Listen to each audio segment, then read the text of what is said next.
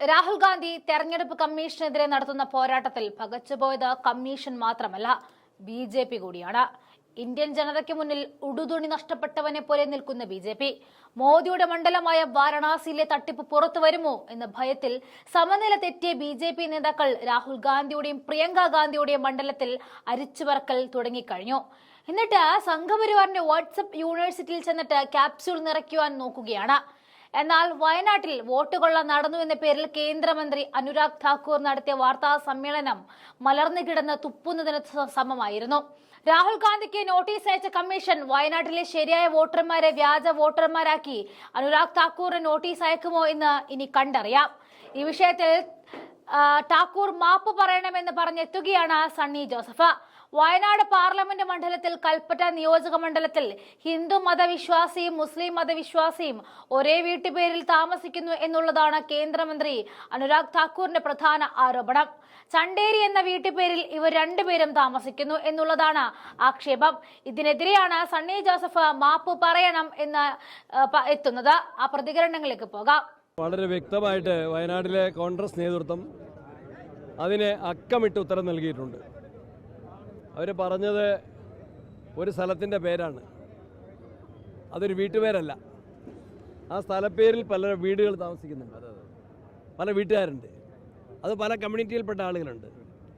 അവർ ആ കാര്യം പഠിക്കാതെയാണ്, മനസ്സിലാക്കാതെയാണ് പ്രിയങ്ക ഗാന്ധിക്കെതിരെ അടിസ്ഥാനരഹിതമായ ആക്ഷേപം ഉന്നയിച്ചത്.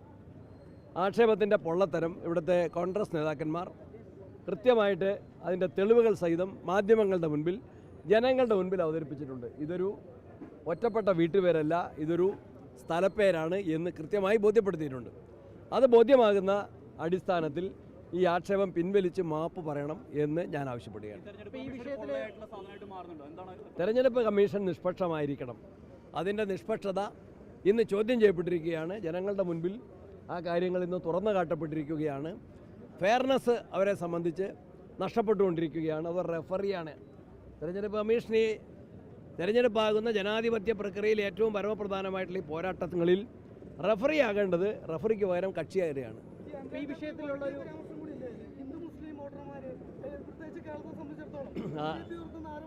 അത് അടിസ്ഥാനരഹിതമായൊരു പരാമർശനമാണ്. അതിൻ്റെ എല്ലാ വശങ്ങളും ഇവിടുത്തെ പ്രാദേശിക നേതാക്കന്മാർ, പ്രിയപ്പെട്ട TCT ഉൾപ്പെടെയുള്ള MLA-മാർ ഉൾപ്പെടെയുള്ള ആളുകൾ അത് കൃത്യമായിട്ട് അവതരിപ്പിച്ചിട്ടുണ്ട്. ഞാനതിനെക്കുറിച്ച് കൂടുതൽ പറയുന്നു. ഈ വിമർശനം വന്നപ്പോൾ ഉന്നയിച്ചൊരു വിമർശനം പൊതുവെ വന്നൊരു കാര്യം, അപ്പോൾ യഥാർത്ഥ വോട്ടർമാരെയാണ് വ്യാജ വോട്ടർമാരെന്ന് പറയുകയും ആരോപണം ഉന്നയിക്കുകയും ചെയ്തു. അപ്പോൾ അതിനെതിരെ നിങ്ങൾ നടപടി എടുക്കാനുള്ള നിയമ നടപടിക്ക് എന്തെങ്കിലും പോകാൻ ആഗ്രഹിക്കുന്നുണ്ടോ, ആലോചിക്കുന്നുണ്ടോ? അത് ദേശീയ നേതൃത്വം ആലോചിച്ച് ഉചിതമായ കാര്യങ്ങൾ ചെയ്യും. മറ്റൊരു കാര്യം, പുതിയ ചില ദിനങ്ങൾ വരുന്നുണ്ട്. ഇപ്പോൾ ഇന്ന് ക്യാമ്പസിൽ കേന്ദ്രീകരിച്ച് വിഭജന വിരുദ്ധ ദിനം എന്ന് പറഞ്ഞ പുതിയ ദിനങ്ങൾ വരികയാണ്.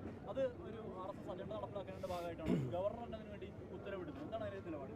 ആഗസ്റ്റ് 15 ഇന്ത്യയുടെ സ്വാതന്ത്ര്യ ദിനമാണ്, ദേശീയ സ്വാതന്ത്ര്യ ദിനമാണ്.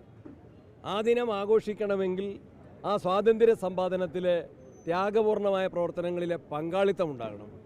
ആ പങ്കാളിത്തമില്ലാത്ത ആളുകൾ ഇപ്പോഴും വിഭാഗീയതയും വിഘടന വാദങ്ങളും ഉയർത്തുകയാണ്. യഥാർത്ഥ ദേശീയ താല്പര്യങ്ങളെ അവർ മറികടക്കാനും മറച്ചുവെക്കാനും ശ്രമിക്കുകയാണ്.